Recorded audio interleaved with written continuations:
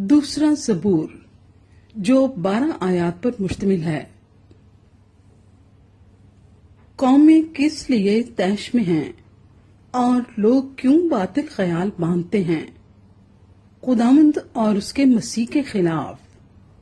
زمین کے بادشاہ سفرائی کر کے اور حاکم آپس میں مشورہ کر کے کہتے ہیں، آؤ ہم ان کے بندھن توڑ ڈالیں اور ان کی رسیاں اپنے اوپر سے اتار پھینکیں۔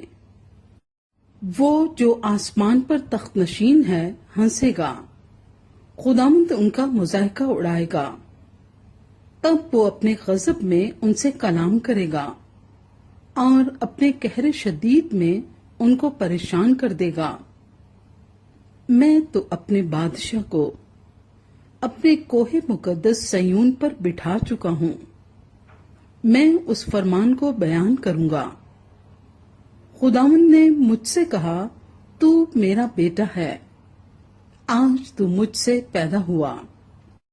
مجھ سے مانگ اور میں قوموں کو تیری میراث کے لیے اور زمین کے انتہائی حصے تیری ملکیت کے لیے تجھے بخشوں گا۔ تو ان کو لوہے کے عصا سے توڑے گا، کمہار کے برتن کی طرح تو ان کو چکنا چور کر ڈالے گا۔ پس اب اے بادشاہو، دانش مند بنو، اے زمین کے عدالت کرنے والو، تربیت پاؤ۔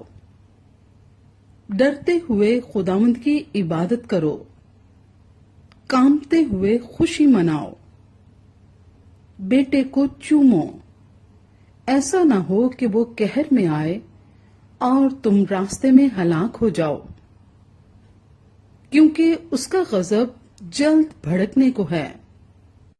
مبارک ہیں وہ سب جن کا توکل اس پر ہے۔